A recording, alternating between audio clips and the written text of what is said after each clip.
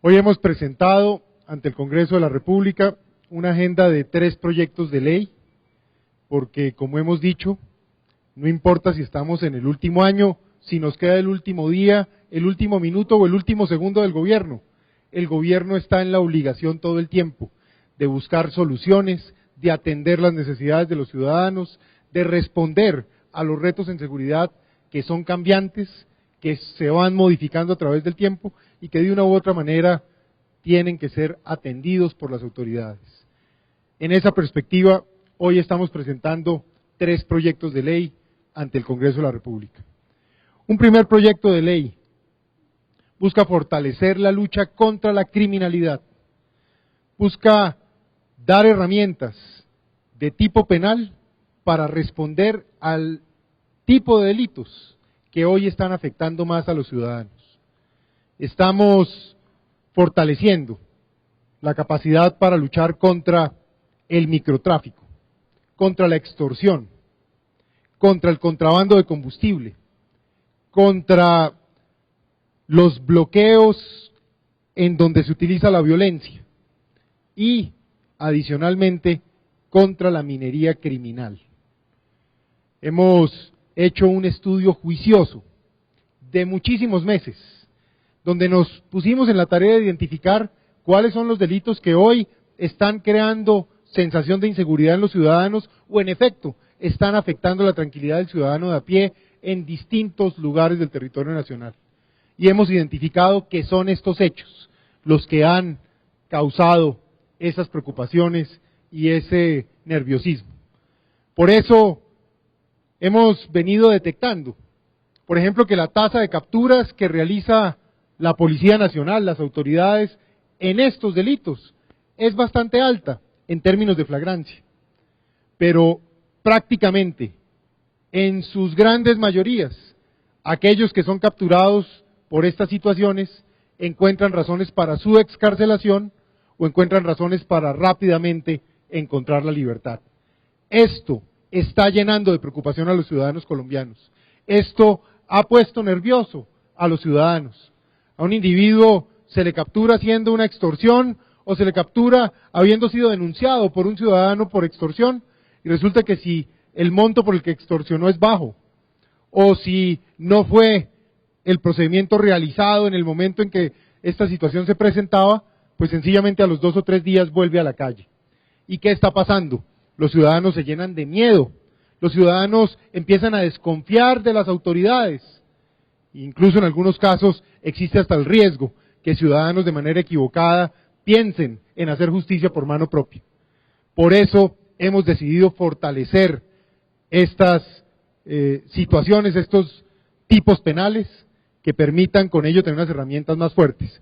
Un ejemplo concreto, en el caso de la extorsión, hoy es considerado como un delito económico y por ello cuando los montos son pequeños prácticamente es como si no se hubiera cometido delito alguno.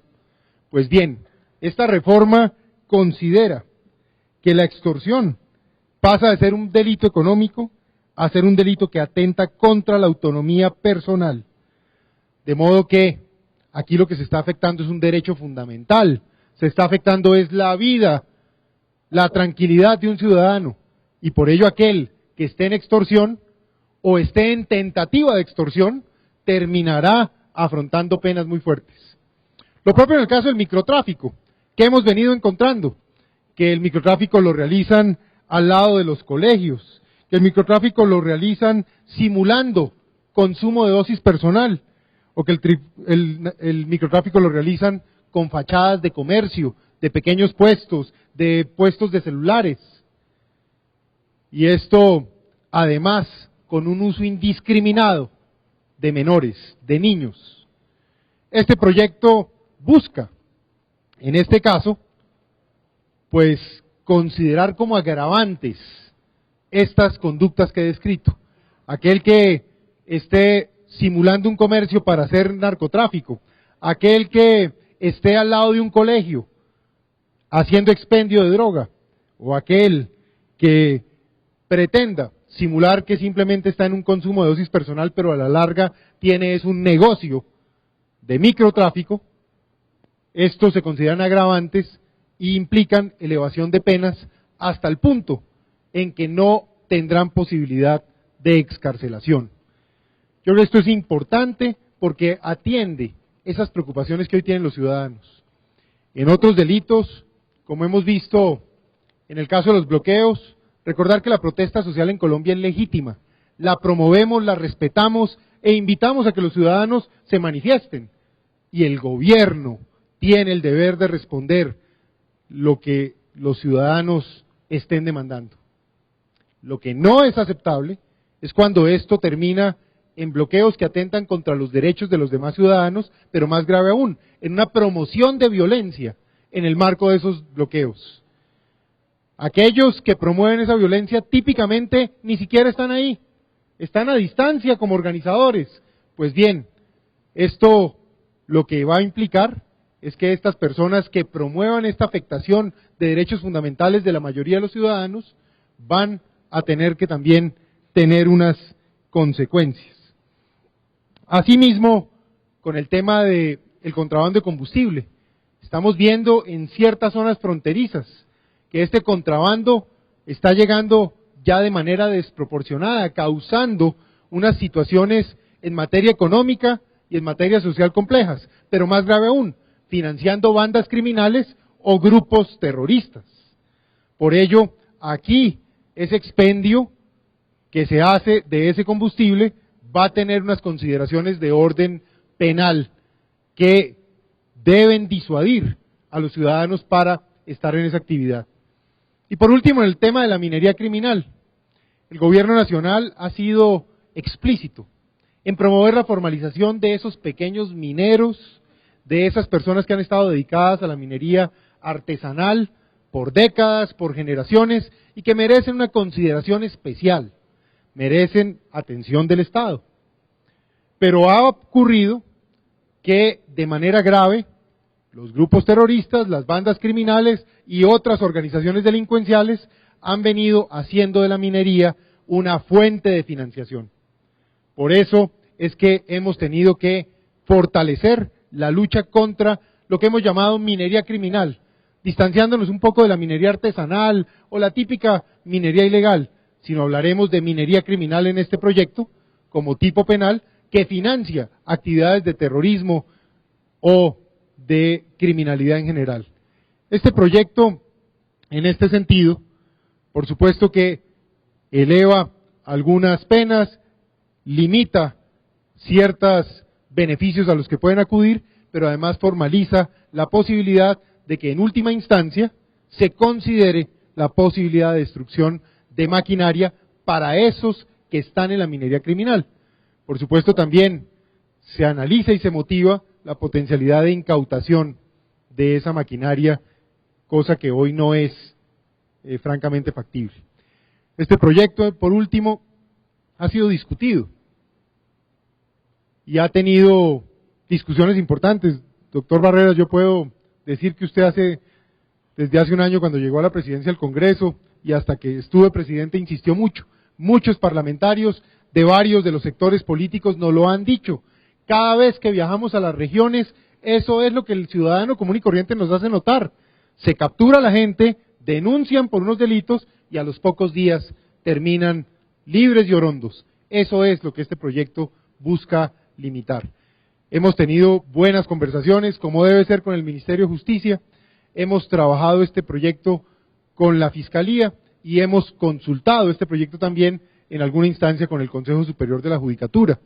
Uno de los temas que queda finalmente es el hecho que se creen fiscales y jueces de flagrancia que buscan poder atender estas situaciones de rápidas capturas donde se puedan de manera más efectiva tomar declaraciones, tomar pruebas, oír testigos para que esos procedimientos judiciales, como corresponde, puedan adelantarse.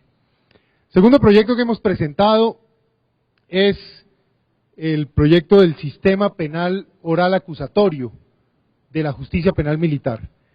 El país ha visto cómo en este tiempo tal vez estamos haciendo la reforma estructural más profunda que se le haya hecho a la justicia penal militar en su historia.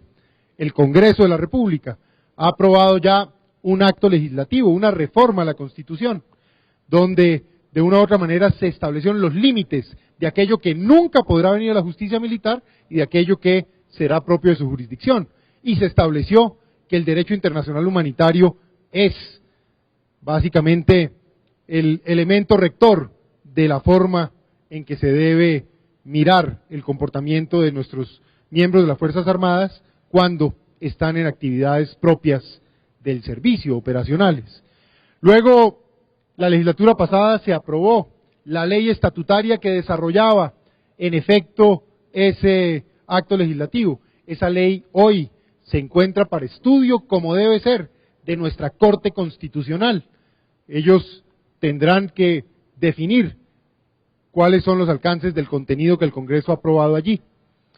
Y adicionalmente hoy, ya pasando de los temas de concepto, de principios, tenemos que sacar adelante esta reforma que tiene que ver ya con la operación misma de la justicia. Esta ley, por ejemplo, define de manera clara los requisitos para aquellos que van a ser fiscales, magistrados, jueces o miembros de la rama judicial, en este caso de la justicia penal militar. Al mismo tiempo, se establece una clara autonomía e independencia como se había establecido en la reforma constitucional, hasta el punto que los ascensos, los requisitos de carrera, ya no tendrán control del mando militar y policial, estarán establecidos de manera autónoma a través de este cuerpo de justicia militar. Y entre otras cosas, se definen todos y cada uno de los procedimientos ya operativos para que esta justicia pueda operar de manera autónoma, de manera independiente, como un ente independiente, como una unidad autónoma, administrativa autónoma, y se garantiza de esta manera esa independencia y esa operatividad en el marco del sistema penal acusatorio, alineándose como debe ser con el desarrollo que tiene nuestra rama judicial como un todo. Esto por supuesto implica inversiones que hemos mencionado antes de cerca de 26.000 millones de pesos para garantizar que existan los juzgados, los laboratorios, la policía judicial específica de la justicia militar, y en fin, cada uno de los herramientas, procedimientos y organizaciones que se requieren para que ella opere con independencia como se ha programado. Y por último, hemos presentado hoy el acuerdo que firmamos hace 2 meses con la Organización del Tratado del Atlántico Norte, como dijimos desde el primer momento cuando se habló de este tema. Ese acuerdo, que es un acuerdo muy corto, donde básicamente lo que se establece es la posibilidad de intercambiar información entre Colombia y esta organización en la que están las 28 democracias más reconocidas del planeta, lo que va a permitir es que Colombia pueda acceder al conocimiento, a la experiencia, a las técnicas, al respeto de derechos humanos que allí se promueve y que estos países, a través de esa organización, puedan acceder a la experiencia de Colombia en la lucha contra el narcotráfico, el terrorismo y los avances que hemos tenido en distintas materias. ¿Cómo debe ser? Este tipo de acuerdos debe ser refrendado por el Congreso de la República en el marco de nuestra democracia, a la luz de lo que los fallos de las Cortes han señalado, y en ese sentido pretendemos proceder. Eso es entonces lo que hemos presentado hoy al Congreso. Creo que es una agenda muy del momento, muy de actualidad, enfocada en los retos que tenemos y sobre todo luego de un estudio serio, pendiente de lo que hoy le está preocupando a los ciudadanos en materia de seguridad, pendientes en cuanto a la operatividad de la justicia penal militar para darle desarrollo definitivo a esta gran reforma estructural que hemos venido planteando y por supuesto poner a disposición del Congreso los acuerdos internacionales que vamos firmando en aras de continuar el fortalecimiento, el desarrollo de nuestras Fuerzas Armadas en este escenario de conflicto que hoy tenemos o en escenarios de posconflicto que tendrán que llegar a la patria. Muchas gracias.